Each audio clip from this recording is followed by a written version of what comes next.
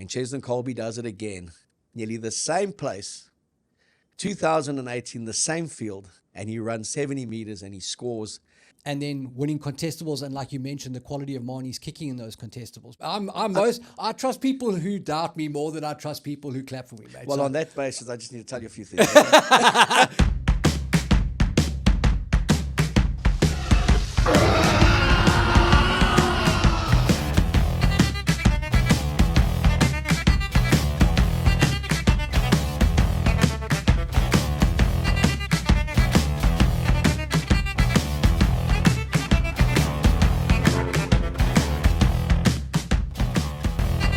Keo and Zels in partnership with Castle Largo, brewing moments, building partnerships, and fueling the spirit of rugby.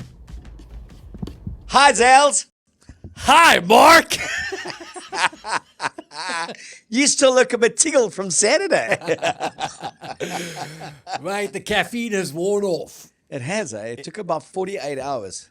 The caffeine mixed with the Castile keys, with the castles. I mean, if you can't drink on a Saturday morning after putting 43 points past the All Blacks, When can you? Okay. If you can't do it in the comfort of your house, when can you? When can you? I even had some oaks who were sending me wicked emails to say, distance yourself. And I said, no, mate. I'm having a few more. I'm very close to who I am. I'm having a few more. I loved getting close to you. People said I showed public display of affection. You looked horrified. You looked like you wanted to run. I didn't want to tell them what happened afterwards. Those wet willies, mate, they're still dried out. A joyous occasion. Yes. And then I thought, the improbable. The improbable. I thought, God, could the Springbok women actually win here? Mate. They made New Zealand make 143 tackles, and they made 16 in the first 38 minutes First of that half was sensational. first 40 minutes. They had a 15-strong line-out drive, and but they had to score to go 10-all in the halftime. But I thought, my goodness, are we going to see something rather dramatic today that the world has never seen? The Black Ferns, defending champions, going out in the quarterfinals against the Springboks. Alas, it didn't happen. And the only thing that came out of that World Cup was that Ireland predictably went out in the quarterfinals. I love it. Mate, if the Bokkies had won that game, I think New Zealand, the Prime Minister, the President, whatever, would just have Control-Alt-Delete. Let's restart, mate. Completely. Anyone want to support the All Whites? That's the soccer team. And the Tall Blacks. Yeah. No, but the ladies did themselves proud, eh? Very, very good, especially in that first half. Things got away from them in the second, and obviously tournament experience and blah, blah, blah. But fantastic effort in the first half, and you can't fault it. I mean, before they left, we were like, we just hope they can reach the playoffs. Not only did they reach it, they kept pace with the New Zealand until halftime. So well, I mean, Andy Cahoon, head of comms at SARugbymag.co.za, sent me a thing saying, would you have believed if I'd said beforehand that the Springbok men would beat the All Blacks by more points than the Black Ferns would beat the Women Boks in a World Cup in England?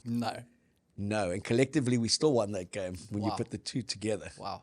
And we did them under 20s, and we did them in the 7s, and I think we did them under 18s. It's getting a bit boring now. It is getting very boring. Very, very boring, New Zealand. Pick it up. Come on, mate. Jeff Wilson says that the ore is eroding. I thought it eroded when Fozzie was there. But yeah, exactly. they still got the odd win. They got to a Same final. page. People say we must be humble, eh? Why? For what?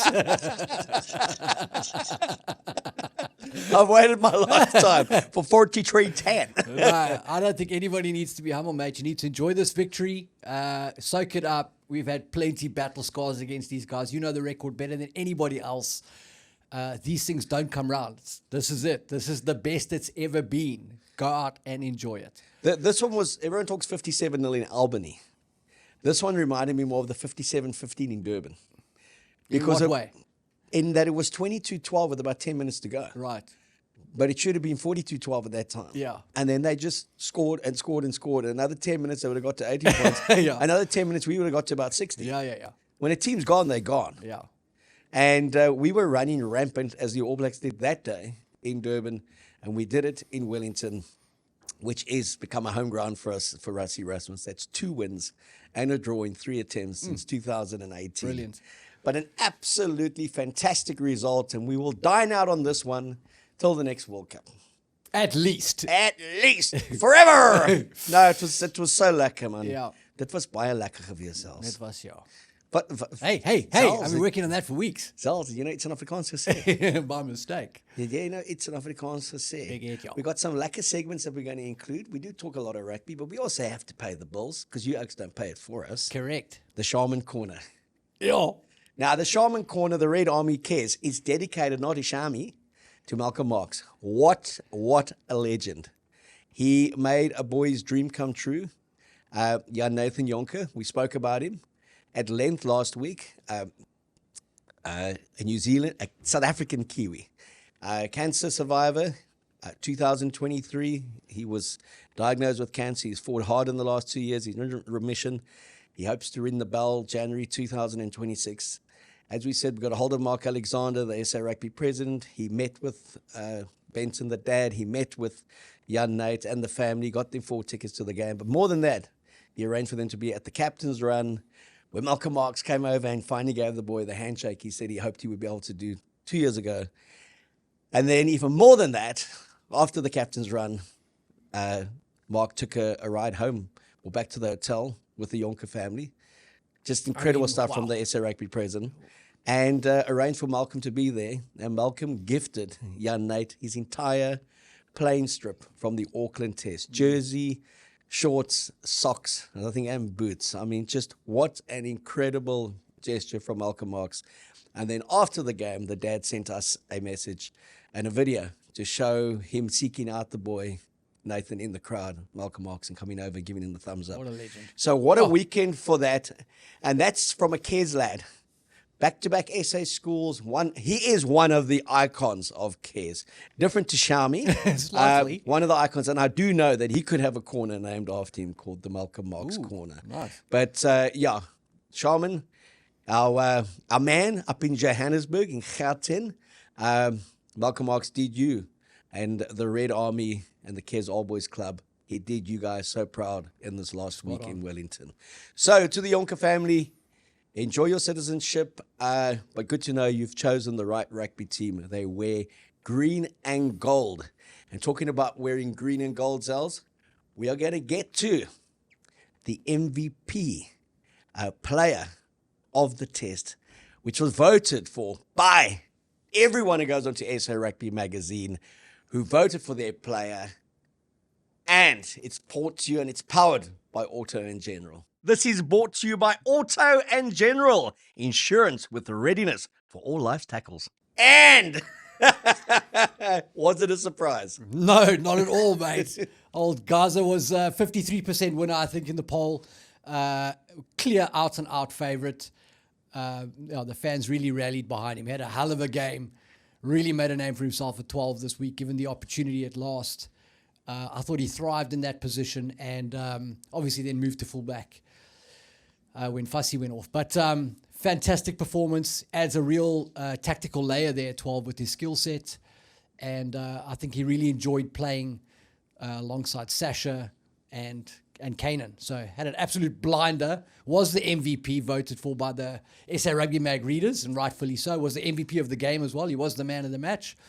And the only guy that I thought came close to that was Marnie Lebok. I think he had probably his best match in the Springbok green and gold. Well, Nick Mallett also thinks he had his best match. I think most of South Africa think that Marnie had his best match. He was on 18th minute, Sasha concussed, unfortunately. But the New Zealand Herald, which is the premier New Zealand publication, and the player ratings, for the first time ever, they gave 2 Springboks a 10 out of 10. And they gave it to Jasper Wiese and they gave it to Damian Willemse. And they both 14 carries, both of them. Very imposing in everything they did. The only thing that Jasper didn't do, that Damian did, was kick the ball, okay? Damian kicked it 6 times. Jasper didn't have to kick the ball. He didn't headbutt anyone. He didn't take anyone out illegally. He was just a brute force of nature and kind of showed how much we missed with that physicality at number 8. But they got 2 10s out of 10s. The Viking got a 9 out of 10. The whole bench outside of the Viking with his 9 got an 8. So when your whole bench gets an 8 out of 10, the Viking gets a 9 out of 10. The team effort was put at between 8 and 9 out of 10. it's just an incredible response and acknowledgement from within New Zealand of just how good the Boks were, especially in that second half, 36 unanswered points. But Damian Willemse, we've been speaking for a while, 15, 10, 12, and you've been a big advocate of him being at 12. One, the decision-making responsibility, not necessarily there for him at 10. 15, a bit too much time, where he could then overthink things and maybe try a bit too hard. But 12, no time to think, in the action all the time. Great feet, great skill set, offloading in the tackle, great power, 110 kilograms, took his try well, but just constantly involved and looked probably the happiest I've ever seen him look in a Springbok jersey outside of the World Cup final in 2023. I mean, lovely to hear him talk as well, mate, on the telly. So great to have his voice out there again. And like you say, all of those attributes, 100% right. I just think he's a guy who really does, the best comes out of him when he's in traffic. The more short, quick decisions he has to make, the more his natural instincts come to the fore. And I think he's a guy definitely who should be in the long-term plans to push for that 12 jersey, and to be a guy who's in the rotation at 10, because I think between those two things, he's a great playmaker for such a big body bloke. He's got great speed for a big body bloke. He's got good soft skills, and he can make you miss, mate. He can make you miss like a nano back. So he doesn't have the same leg drive as Dukes. You saw that on the weekend. There were times once they caught him, he was down, and the cleaners needed to be close by to get that out. He doesn't have that thing that Dukes does, where he buys time for the support to arrive and always goes forward. But what he does bring, like I just said, is the elusiveness, the agility, the skill set. And he's a real threat to kind of step you and go and score. I mean, he's got the speed and the quickness to do that. So definitely adds an interesting wrinkle to the backline options. But also just shows you how quickly a player can get back his confidence at test level and how quickly a player can lose it. You know, he suffered with injuries the last 18 months, just one freak injury to the next. Came back, played against Australia at Ellis Park, came on, was really just trying to do everything to show the world, listen, yeah, I've been away, but don't forget me. You know, I was the incumbent 2023 World Cup winning starting fullback. And it just seemed like Rassie had gone ahead of him. Willie was in the mix again. Was he a fullback again? Was he a utility player? And this was a test match that Damian definitely needed to just remind people of his incredible quality. Only been 27, the youngest ever back-to-back World Cup winner. And that's maybe that 12 is where his future is going to be now, and not necessarily 15. Because as the legs get a bit older and the gas is not quite there, wow, to have someone with that kind of rugby brain who started his career at 10, can play 15, to have him playing at 12 really adds a dimension to a back division. And we're thinking of life, not necessarily post-Damian Deolandi, but as an alternative to Damian Deolandi. No, totally. I mean, and age, the sort of father time is counting against everybody who's over 30. Gaza obviously falls under that, so much better long-term prospect, you'd say, mid to long-term prospect. But obviously the more senior players still got a hell of a lot to offer, bundles, loads of experience and credibility they add sort of cachet to that Bok team. But what Damian did was Damian Willemse showed us on the weekend was he has the capacity to play at that level, at that position, and to bring that skill set to bear in a big test match. So the key there is obviously consistency and opportunity going forward, but massive value. And for me, that was the main takeaway. Is what impressed me most about the weekend was the way the youngsters and the fresh faces came out of nowhere and defied the sort of histrionics to play at a peak level on relatively short notice. To come within a week to be playing in this match, to be starting, and to play like you played together hundreds of times was impressive, massively impressive to me. None less so, or none more so, than Ethan Hooker, who looked like this is his 25th, 30th test match. Well, I mean, Ethan Hooker got a lot of rave reviews. He got one from me in the Sunday Times, my column. I think great headline from the lads at the Sunday Times. Ethan Hooker lights up the sky. The Sky Stadium, if you don't know that, in Wellington. We're going to talk about each one of those Bok performances, but you were part of the discussion. You voted for the MVP. And this week, as the week unfolds, till we get to Rassie's naming of the team next week for the 27th of September showdown with Los Pumas in Durban, be part of that conversation. Go into our WhatsApp groups, SARugbymag, Keo Zels. Go onto the Facebook page. On the comment section here, tell us what 23 you think Rassie will pick to play against Los Pumas, and you can win 2 test match tickets to Durban to watch that, and you can win Springbok test jerseys, obviously courtesy of Auto in General. And your voice was powered by Auto in General, backing champions since 1985. Insurance that's never not there, licensed non-life insurer, and FSP. T's and C's online, baby. So, looking at it all in a nutshell, let's get euphoric, I say. Let's enjoy it for what it is. The Rugby Championship, the Castle Rugby Championship, has never been as tightly contested. We got the Boks with 2 wins, 2 defeats. New Zealand, 2 wins, 2 defeats. Australia, 2 wins, 2 defeats. And Los Pumas, 2 wins, 2 defeats. And Australia 1 point ahead at the moment, but they shouldn't be, because they should never have got the losing bonus point. No, they shouldn't have, mate. I thought forward passes were forward passes again. Apparently not so. That final pass, the passer's heart was pointing backwards as he released the ball, apparently. I don't know how that gets by. I don't know how we can catch guys for the most marginal, nominal offences through the TMO, but nobody could see that pass went forward. Insane. And it just, I mean, when an Aussie commentator says, that looked a wee bit forward. That was the first one in the movement. Yeah. The little pop pass. Yeah. I mean, that was so ridiculously forward, and just that there couldn't be an intervention. Contamponi said it afterwards. He's the winning coach. It's just unacceptable. They've been done in nearly every test match. This is the Pumas side. They beat the British and Irish Lions in Dublin, hammered the All Blacks in Buenos Aires, come to Australia, should have won the first test. Australia, great bravery to score in the 83rd minute, turning down 4 kicks at goal to draw the game.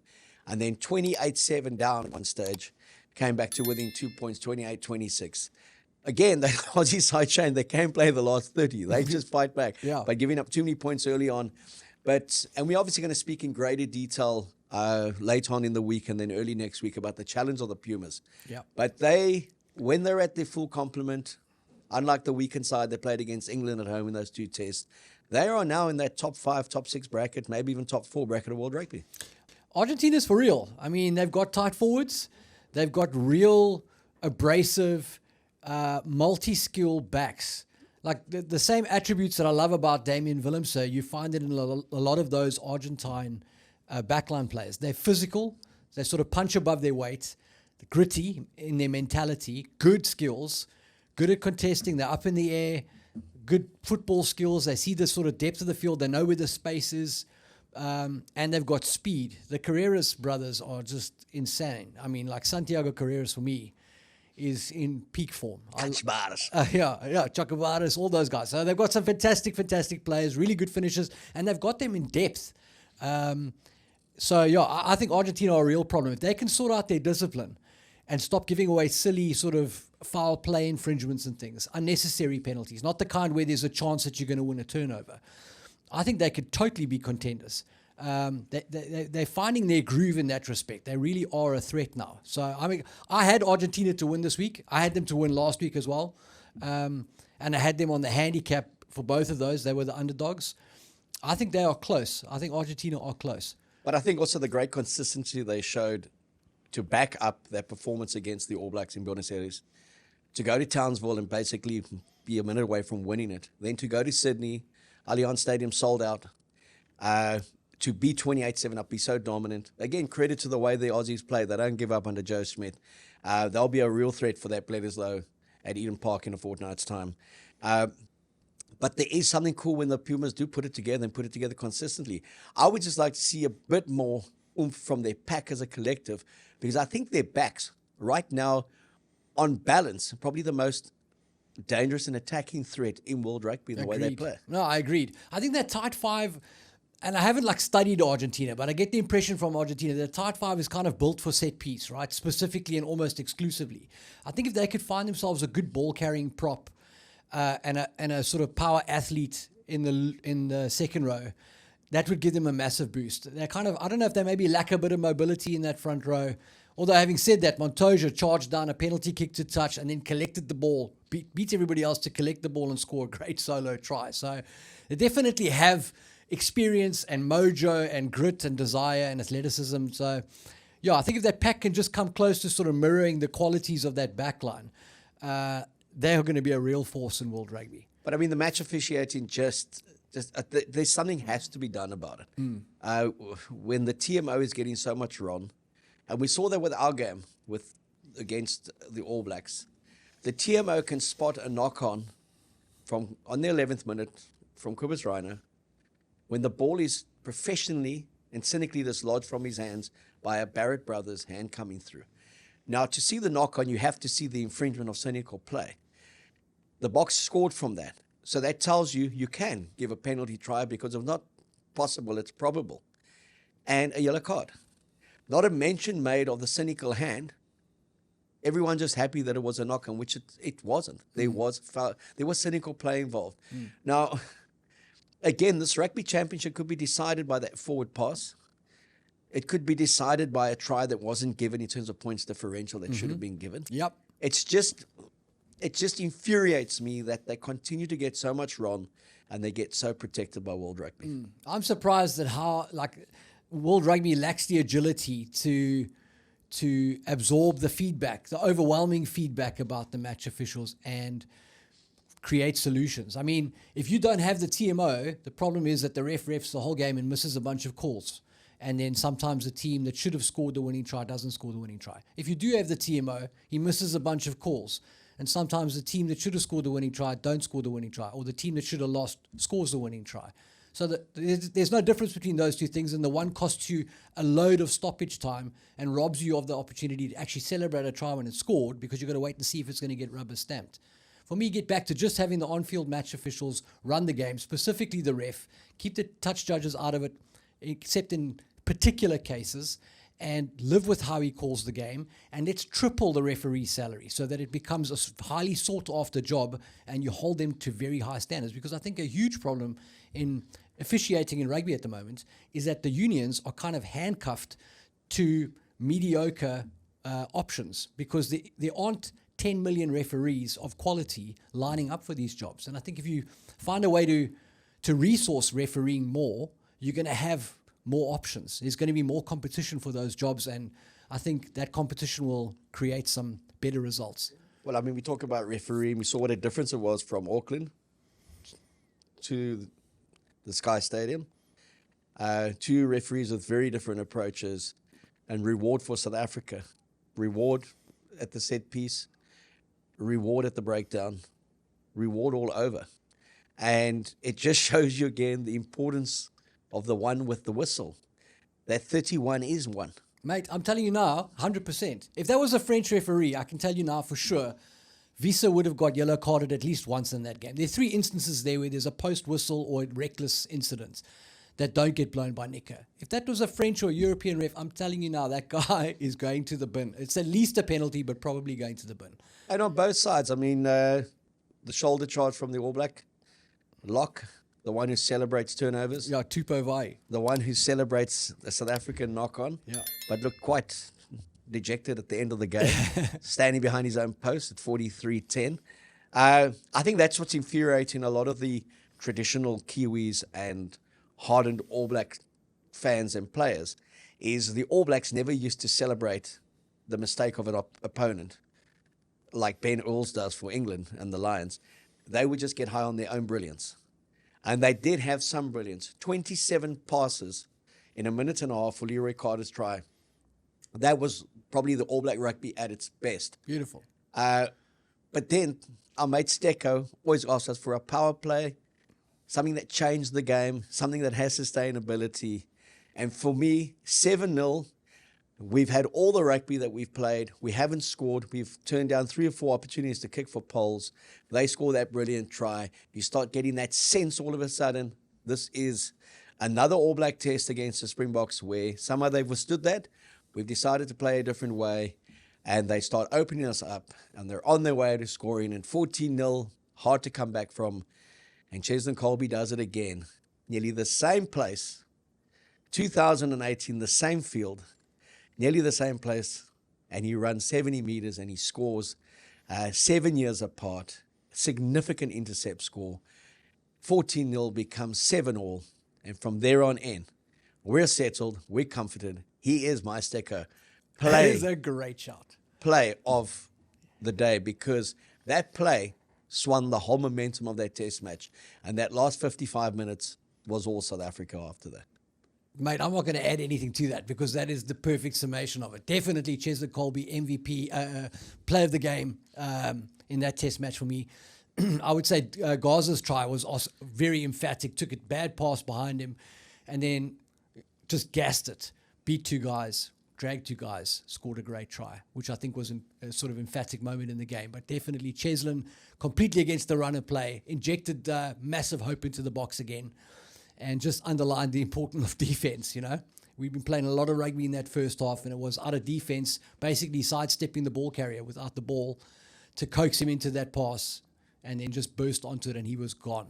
And certainly the pass that could end Billy Proctor's international career. Indeed. In the season that it just started. And I think that's, again, the value of Cheslin Colby's experience, his defensive reads of the game. Getting intercepts isn't about luck. No. I mean, Jean de Villiers was the intercept king. Yep. Brian Habana on the other side. Braden Paulser.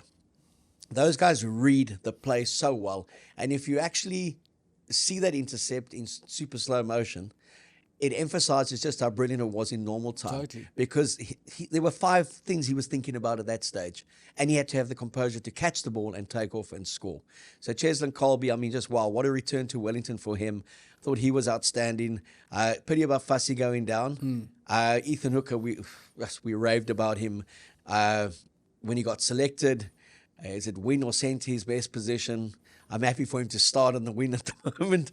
He just adds it. If you look at Curtly Orense and you look at Cheslin, 2 of the finest winners in the world, but very similar type players. And there was just a different dimension that we had on the win. We had a 6'4", 105 kilogram winner who could break tackles and went yards when he had the ball. And they were kind of like standing off him a bit as well, just because of his pure size. And I thought he had an outstanding test debut. Good under the high ball, brave, calm and composed. And I thought our aerial game was so much better than at Eden Park, but also our kicking game was better. And that, all credit to Kobus Reinach and then Manie Lebok. Manie Lebok kicked the ball 9 times. I think of his first 6 or 7 receipts, 5 went up into the air. And I think we won back about 3 of them. So a lot of people are saying, oh, we played this expansive open game. We didn't. We kicked 31 times to the All Blacks 30. We played some of the most mature rugby, winning rugby. It's easy on the eye when you've battered the other team. We still had physical dominance. We weren't going side to side. We weren't going coast to coast. We were going forward. Gaza was going forward at 12. The Hooker was bringing it back going forward. Fussy was going forward. Cheslin was attacking space well. And Reinach was really on top of his game in the way he calmed it and played it. And then obviously that physical presence of Visser at 8. Our balance of our loose trios allowed Peter Steff to toy, freed him up. Seal, I thought it was outstanding. Again, you know, Lut comes off, the Viking comes on, and then finally has that kind of game. And then for me, always, when Wilco Lowe came on, 41st minute, I paid just to see that oak scrum. And then Marnus van der Merwe, just composure in the last 20 minutes. And Oxenchair, obviously, doing particularly well. So I don't think I've missed anyone there. We know Grant Williams played well.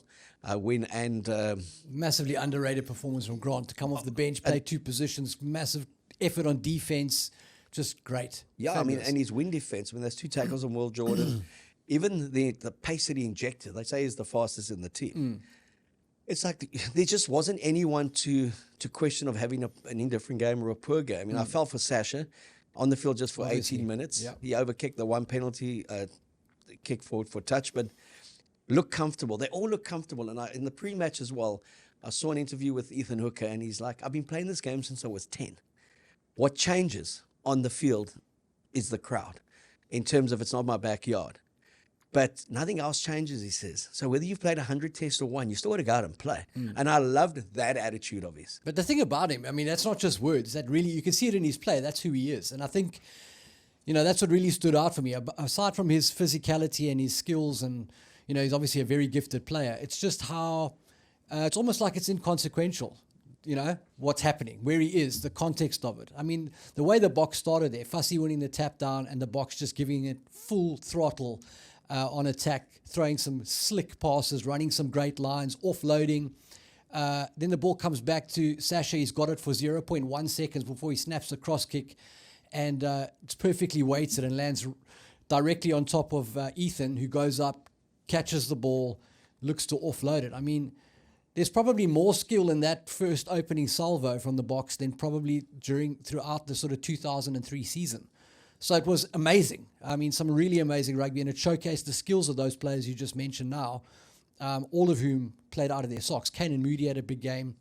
And I think, for me, that game was won on set piece, scrum specifically, and then winning contestables, and like you mentioned, the quality of Marnie's kicking in those contestables. But that back line, once Andre was at 12, Moody at 13, Ethan Hooker on the right wing, I mean, that was a tall back line that was going in there to go contest those high kicks. Cheslin has got the vertical leap of a literal Springbok. He gets up, and it was phenomenal. So Marnie being able to put it on a tikkie, and those boys to go and chase and get it. Once New Zealand were conceding those contestable kicks at a rate of almost 80%, they were losing possession and territory. It's game over.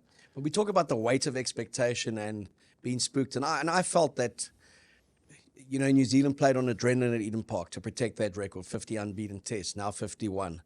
And we had the expectation of being back-to-back world champions, that there was this conviction that we could win it.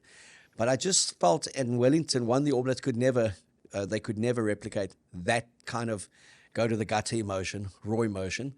But we had a freedom about us, and I think I would like to think that Rassie and the coaching staff gave them that license as well, and said, shit or bust kind of thing. Go for it.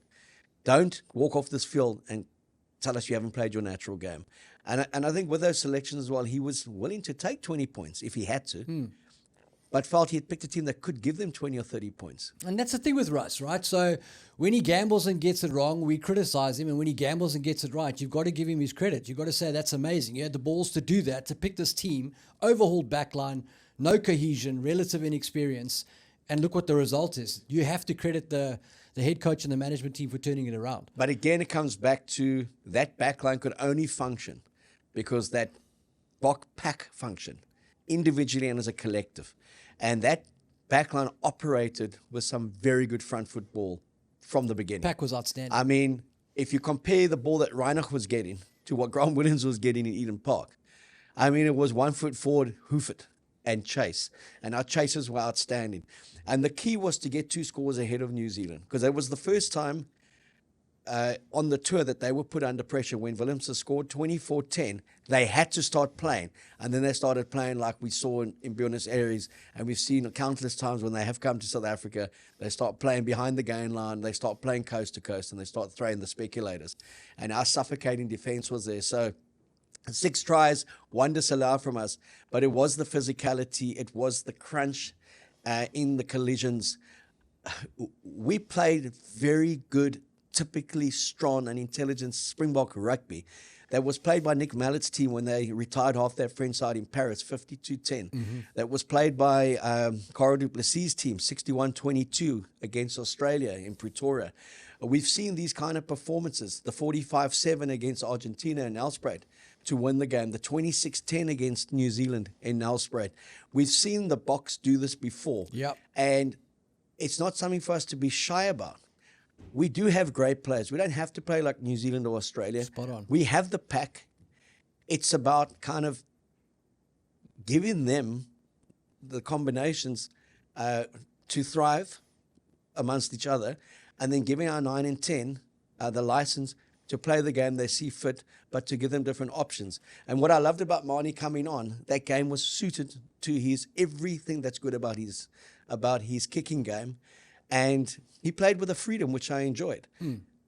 But it wasn't Marnie Lebok throwing the ball around at Ellis Park for 60 minutes, regardless. It was him playing field position. His game management was outstanding. I don't think he's played a better game. No, I thought it was Marnie's best game, and I'll get onto him in a second. From the sort of game style point of view, I thought the Boks, look, they came out, they won possession in enemy territory, deep in enemy territory, and they had a full go. And there was a lot of endeavour. It was very exciting. But the reality is the Boks came away from the first half down by 3 points against a team they would eventually beat 43-10. They were down by 3 at half time, and they'd scored all of 7 points, and those 7 points, none of them had come from attack. it was from an intercept try by Ches and Colby. So a lot of endeavour in the first half. What changed in the second half is we doubled our kick output. So in the first half, we kicked 10 times. Second half, we more than doubled that. We put the ball up in the sky. We made New Zealand try and win it.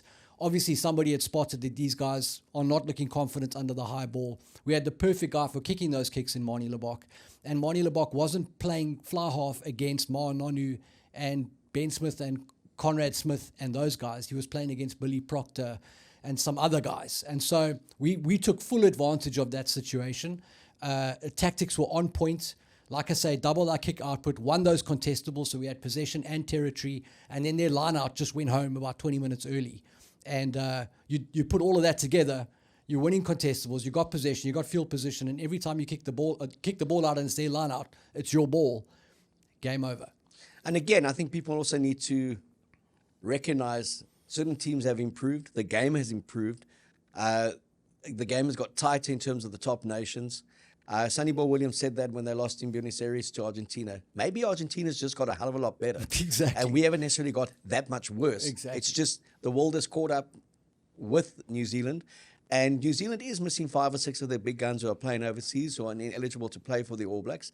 And they need a few more beatings like that before they're going to be forced to reconsider that ruling. Because if you added a Shannon Frizzell, a Brody Retallick, an Aaron Smith, a Richie Mohanga, one or two others to that mix, they're a very different All Black side. No, totally. Totally. And so the conversation we had, like we talked about the Boks losing 57-15 in Durban, and then 57-0 in Albany, and you look at those two matches, and even from the All Blacks perspective, the sort of New Zealand rhetoric was not around how invincible the All Blacks were. It was a lot of people scratching their head and saying, how are the Boks going to dig themselves out of this hole? It was much more about the Boks just weren't good enough, not that the All Blacks had taken it to another level, right? Because those All Blacks didn't win the next World Cup. Those All Blacks got beaten up by England in that semi-final. The score didn't really tell the whole story, and they were gone. So the Boks won that next World Cup and smashed England in the final. And so I look at this performance with a similar context. I thought the Boks, the result is absolutely outstanding. The context of it, coming from having just lost the game, massive changes, and then to put on a performance like that, and some of the skills involved in it, I thought was amazing. But the performance, I don't know whether it's it matches the result, right? I think a lot of it is down to, and you can only play who's in front of you, but I think a lot of it is down to the fact that All Blacks couldn't field contestables. We were so much better than them in that facet of play. The scrum, we took over when Wilco came on, and then the line-out, they just didn't have anybody to throw it in. It just fell to pieces for them. And to our credit, we took full advantage of that. And Manie Lebok was 100% the right guy for that, because that's his skill set, to play in that environment. And our transition game came alive. Damien Willemse on the counter-attack. Those are elements of Tony Ball, that sort of freedom. And you spoke about Rassie telling the guys to go and play your natural game. I think that came out in those moments, that transition and counter-attack game where the guys just spread it. And it's interesting that it's those Stormers players, because that's very much how the Stormers have played for the last couple of seasons, is on kick receipt and spotting and taking opportunities from there. So it all came together for the Boks on a day against the All Blacks team that I don't think we would rank among the top 10 All Blacks teams of all time, probably, in all fairness. And what's different to this All Blacks team to where the Boks were in 2016 and 17 is they don't have 50 great players playing in Europe who just aren't playing for the All Blacks because they are not allowed to. They actually don't have guys. You opened the books and said, bring back whoever you want to. I'm not sure the All Blacks can find too many solutions beyond Richie and, unretiring Aaron Smith. yeah, I mean, if you go back to the 2011-15 back-to-back World Cup winners, side that dominated in South Africa so often, if I look at the 23 that played from the All Blacks, you'd realistically say to make an All Black squad of 30 from back then, you'd look at the two Barrett brothers. I'm talking about the backs now, not even Scotty Barrett. Obviously, Ardie Sevilla, maybe Will Jordan. I couldn't see anyone else making that squad of theirs back in the day. And we're talking 12, Not where they are right now. 14 years ago. Totally. Like Fabian Holland, for example, he may turn out to be a great All Blacks lock, but he was completely exposed at the end there, caught looking in, ball beats him, ergens name on try time. Yeah, I mean, it's not Owen Franks that's scrumming for them at the moment. It's not Woodcock. It's not Retallick and Whitelock in locks. It's not Jerome Kiner. It's not Richie McCaw. It's not Kieran Reid. It's not Smith. It's not Carter. It's not Sonny Bill Williams, Ma Nonu, Conrad Smith. It's just not those players. We haven't got to their back through the Israel Dags, the Corey Janes, the Julian Savier's name, how many winners you want to. Yeah. I mean, So we look at different eras, and we also put that in perspective. That Bok team in 2016 and 17 that conceded 50 back-to-back, about 10 of those players went on to win World Cups, or 12 of those players. But in that collective, they were very lost. Some big-name players were very lost in that. And that's the one thing that Rassie Rasmus insisted on, and he got given it. When he came back with Jacques Nienaber, he said, I want to be able to pick the best players in the world, regardless of where they are. And the game has evolved to that now. We've seen just with Australia, the minute they bring back 2 or 3 big-name players that are playing overseas, they look like a different team. Will Skelton being one of them. And I think it's going to take a couple more beatings for New Zealand to finally say, okay, 2 or 3 playing in Japan, why not? 100%. You know? Yeah. The problem for New Zealand is in a couple of months, they're back in Super Rugby. Getting soft, having a soft serve ice cream with a flake, watching the sun rise and set, easy times. They're not getting galvanized there. They don't have that level of competition where you're getting blattered every week. You're traveling across the world. There's real travel fatigue. It's arduous. They don't have that test. So I don't really know where they're going to find that next-gen guy who's going to come in and be able to stand up against the Boks. And that's why these tours now of New Zealand sort of coming to South Africa and us going there are going to be paramount to New Zealand's revival from this low point. But you take a guy like Geordie Barrett, outstanding for Leinster. He was there for 9 months. Only back in the All Black system because he's playing Super Rugby Great again. point. Now, what would have been different about him if he had said, I'm staying at Leinster for another season? He wouldn't be playing for the All Blacks now. And they would be trying to tell you, but there's a better player in New Zealand than him. But that actually talks to my point as well, in the sense that Geordie Barrett is maybe playing this quality of rugby because he's playing at Leinster, right? So, like, if he had said, no, I want to play for the All Blacks, I'm going to stay, he would have played Super Rugby and probably been 75% of the player he has been this season. And so that's the problem for New Zealand, is keeping them at home actually hurts you, because what are you getting out of this? You're running over a couple of Aussies and some Pacific Islanders, and then what? Yeah, look, they've got some serious soul searching. It's not going to get any easier for them. They play the Wallabies in the Bledisloe Cup at Eden Park. And then they go to Perth, where they've struggled in the past. They lost 47-26. Scott Barrett got the red card back in the day. That was one of the biggest defeats that New Zealand ever had, outside of the ones against us, 28 and 33 points respectively. And obviously 28-7 when they lost 1999, I think it was, when they lost that match against Australia in Sydney before they went to the World Cup. I think it was 28-7, also 21 points. But they've got problems.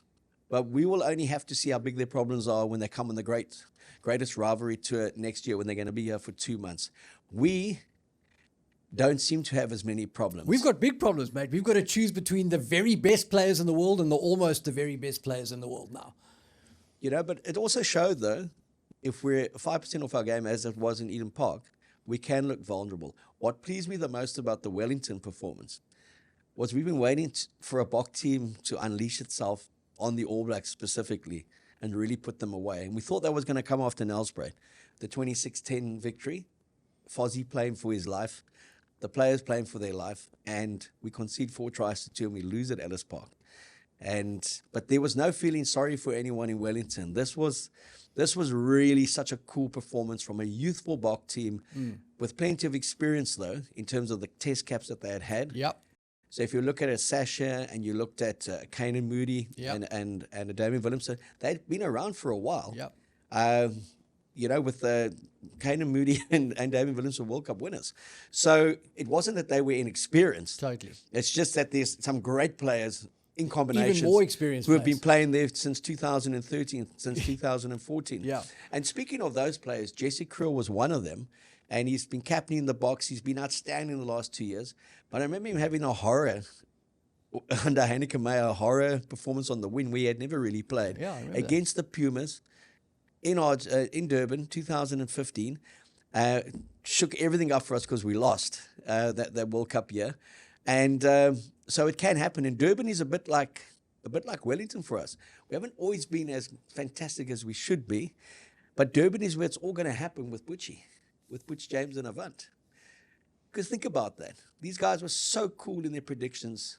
Justin Marshall, one of the co-founders of Avant, when he said, can't see it being by 10 Keo and Zels, but there's got to be a line-out maul try. And then the Avant guys said, no.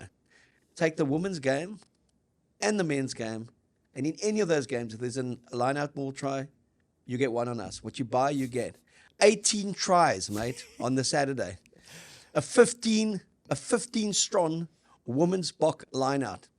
Guess how many tries? 0. 0. I love it. The poor oaks at Avon can't give it away. That's amazing, mate. That is amazing. I mean, people should probably start taking those as hot tips now. If they say it's going to be, 5 tries, then you go for the under.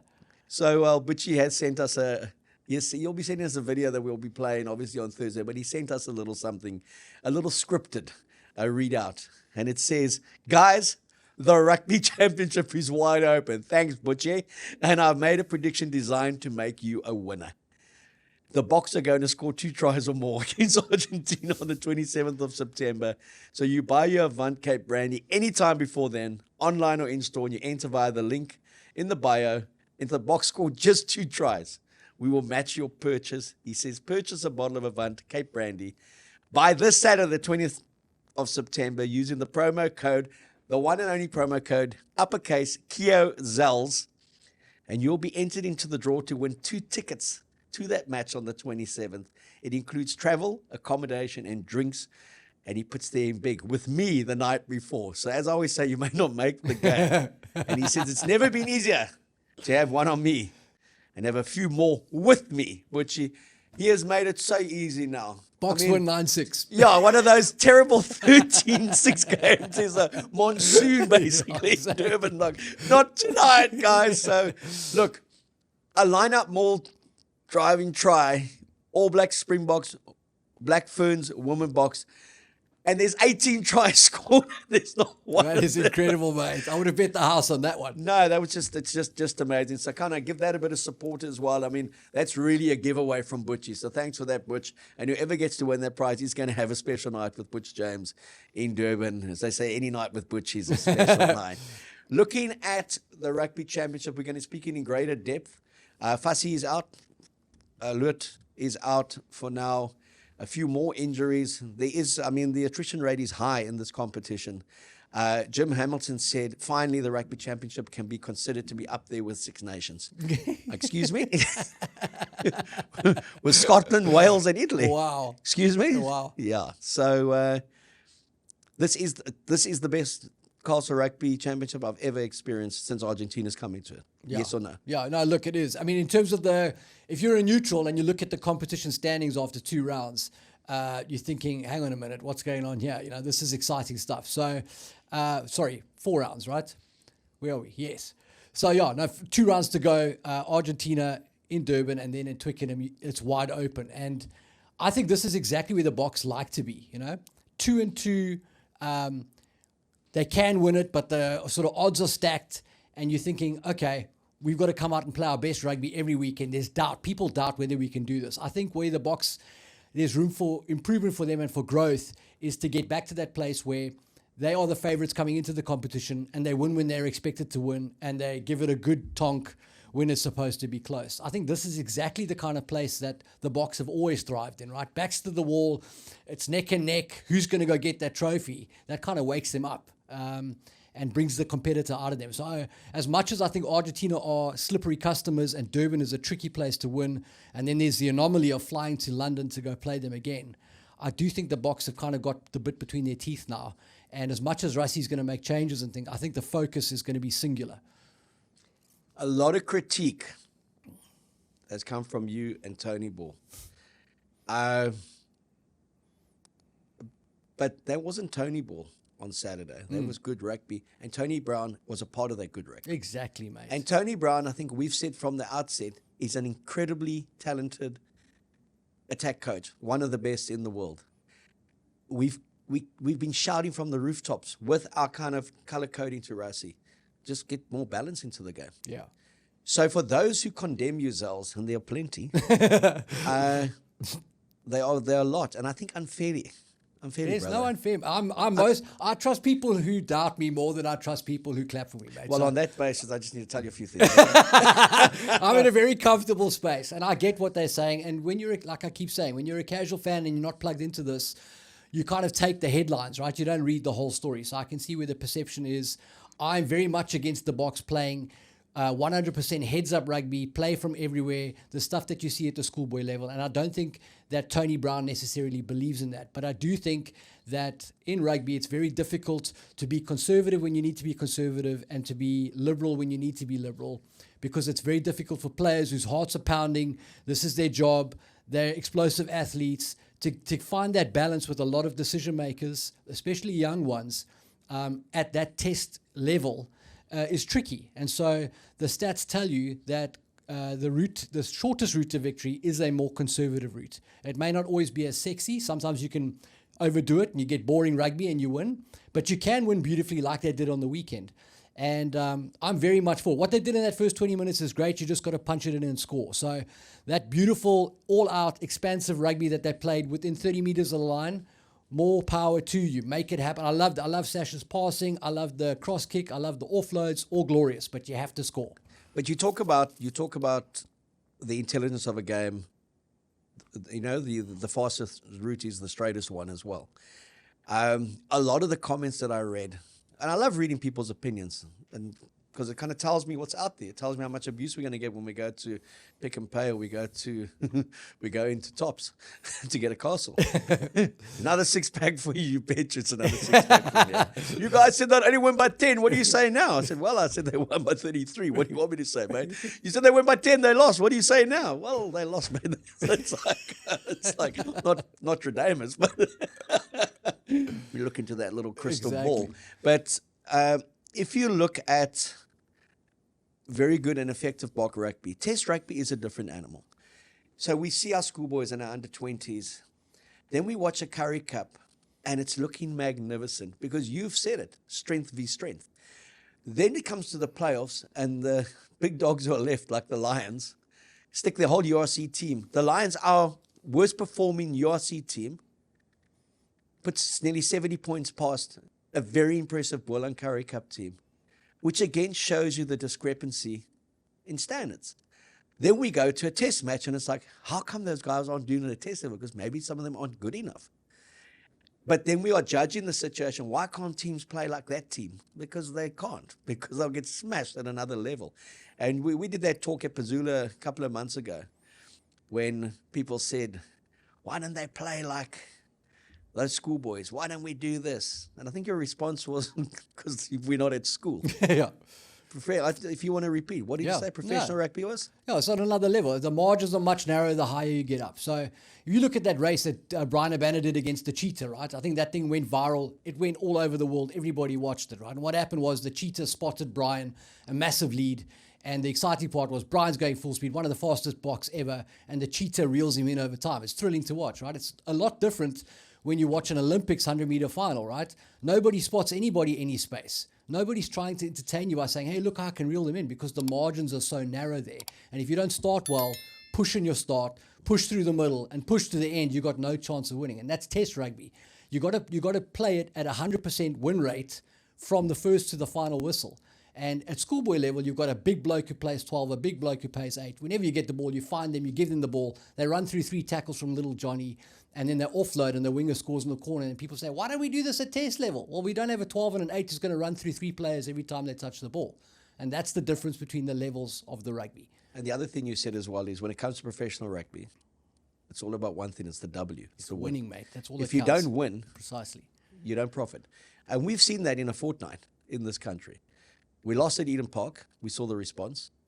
We won in Wellington, and we saw the response. I think Rassie knows that as well. As much as he experiments, he looks at squad depth. He's got to win more than he loses, and he's got to win the big ones. And for me, Wellington was a clutch game. Eden Park had all the emotion attached around it. I've also, some people have mailed me, made lots of comments that it was an afterthought. Wellington. The big one was Eden Park. I don't buy that at all. There was 2 tests in the rugby championship that we had to go play there.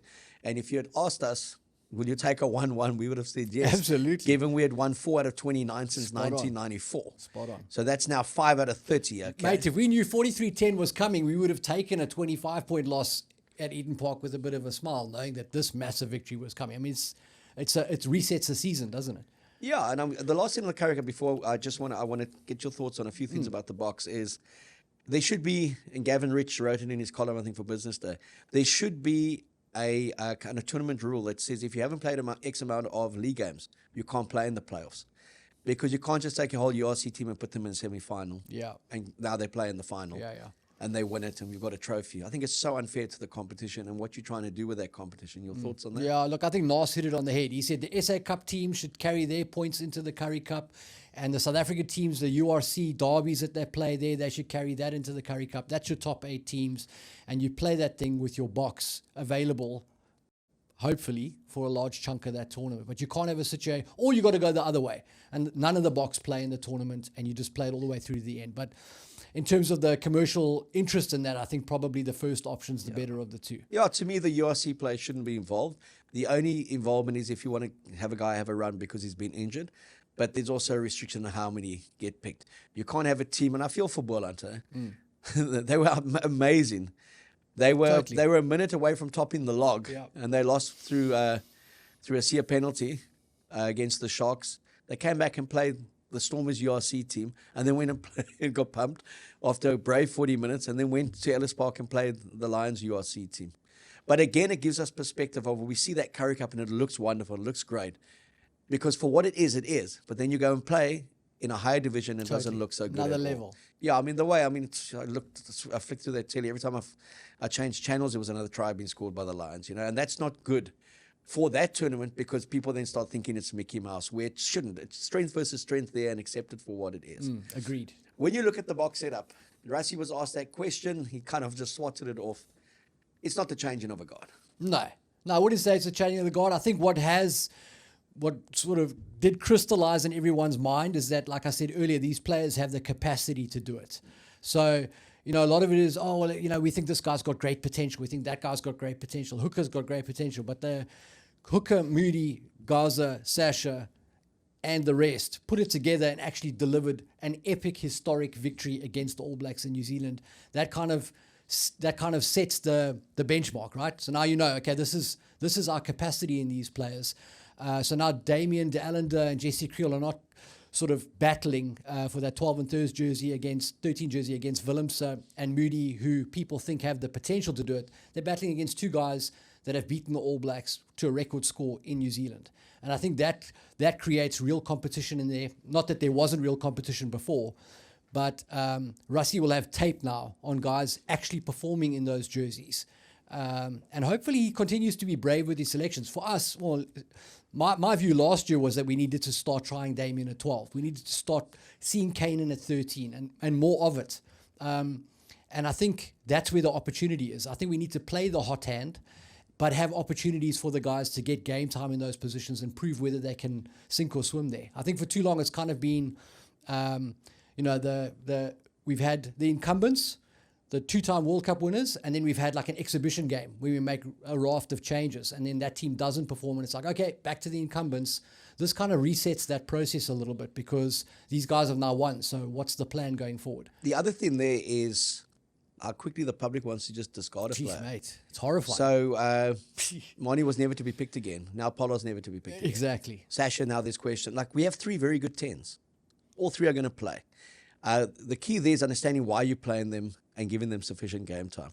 Your point made, there is a backup second midfield, not because they have the potential, but because they're good enough and they've done it before. So that's great. You have those 2 options, and you may even kind of mix and match the veterans with the newbies that have come through the mix. But the building of the depth, and I think what we were talking about all season was, you can't get flow and consistency if you make an 11, 12 squad changes every match. That's just a given. And there's comes a time where it's got to settle a bit. And I think this performance and the nature of this performance allows that pressure to go away and for it to settle. And I do think that the end of the year, the 2 test matches against Argentina, one in Durban and one at Twickenham, they're taking their home game to Twickenham. And then the end of the year tour, I think you may find for 3 of the 5 tests, you will see a definite trend of 60% of that squad will be quite settled. I don't know what your thoughts are. No, I think that's accurate. I think you have to. I mean, you have to. If you're going to start building towards anything, you've got to have some cohesion. Matches like this, that's what makes it such a spectacular result, is that generally you won't be successful if you break the cohesion down like this. So That's something that we have to build going forward, but you've got to do it in a smart way where you are creating options for yourself, because the guys who are in the driving seat are guys with massive experience, but father time counting against them. They're not going to play till they're 40. It's just not going to happen. So you have to have an alternate plan. And you also, to get the best out of those guys in the twilight of their career, you've got to push them hard with the youngster who has a real chance of owning that jersey. So I think we're definitely going to see that. And I hope we're brave with those calls, not in a way where it's 5 changes in the back line this week, all the youngsters are playing. I want to see Dukes and Kanan. I want to see Jesse Creel and Damien Willemse together. Let's mix and match a bit of the experience with the younger prospects. The nice thing about having a week off is we get to play selector. We're going to play selector on Thursday when we film again. Yep. You can go to the SA Rugby Magazine Facebook comment section here on the YouTube, this show's comment section. Go to our WhatsApp channels. We will have lots of polls going on. The 23 that you want to see. Let's all play select. It's the best part of the week when they don't play. Hopefully, Rassie will announce the team on Monday again, so it puts all the speculation to bed. What we do know is there will be changes. There's a couple of injuries. What we also do know is that the Los Pumas won't be taken lightly. They'll be given a lot of respect because they are also physically the one team that can stand up to South Africa. And if they do turn it on, they can be very effective. The key for them is going to be their consistency coming to South Africa. How much do they get seduced by the Durban weather? How much do they get seduced by the Durban beauty? By what's in the water there? Yeah. By Butch James inviting them out for a couple of benders. And that would be great. Hey, come spend a couple of nights with Butchie. What happened to the Pumas this week? Send them back to London. But Zels, it was a pleasure watching that game with you. I had you in the kitchen buttering bagels. Oh, they were delicious. Imad was watching, because I'm a superstitious guy. Every time you buttered a bagel, we scored. And I was like, stay in the kitchen. Mate, we did have 6 bagels, so you're right. Basically, stay in the kitchen. What? We scored again. We scored again. We scored again. But many people said, that was great. Should have been more. Imagine how good we're going to be when we put together 80 minutes. And my response to that is, we did put together 80 minutes. Because the last 30 was a result of the first 50. Correct. And when you win 43-10 in New Zealand against the All Blacks and you score 36 unanswered points, that's that kind of where you just smile and you say thank you to the rugby gods. My late mom used to have a saying, when someone compliments you, just say thanks. And beautiful. And I think on this basis, from my side, I just want to say thanks to Rassie Erasmus, to Siya Kolisi, and to every member of that Bok management that was in Auckland and in Wellington for giving us bringing the joy that they did to all of us on Saturday morning, and just the emotion that they bring with the love that people have for the Boks at the moment. And that comes from Siya Kolisi, it comes from Rassie Erasmus and what they've built around them. And we're always going to be passionate and angry, as Rassie said to me in a WhatsApp. I understand your frustration, Don't think what you see in the press box is necessarily me in the change room. I am harder there, but I get it. I know you're passionate. I know Zels is passionate, So, just from my side, it's easy to also just critique something. Mm-hmm. But there's sometimes where you just kind of got to look at it and smile. I don't know how you feel about that. Oh, mate, 100%. But look, we're in it for the wins. We want to see the Boks win. That's what it's all about. Whether it's 43-10 or 11-10, I really don't care. I want South Africa to win every time they go out. That's what I love, to see the Bokke win. And they did it in an emphatic fashion and style in the weekend. Thrilling performance, massive result. And it's exciting to think about what's coming up. It is, and I don't want to sound like Jerry Springer now because I don't have any of those dummy cards reading, or Ron Burgundy. But the late James Lawton, one of my favorite British sports writers, he was in the press box sitting about 10 meters away from me in 1995 when Jonah Lomu scored 4 tries, ran over my cat, and was just incredible. And everyone was buzzing after that test match, like, wow. And being a young writer, the first thing I wanted to do was see what his copy was. What did he write? How did he summarize this All Black performance? 46-29, a few late tries to England, the Zinzambrook drop goal, but the Lomu 4 tries.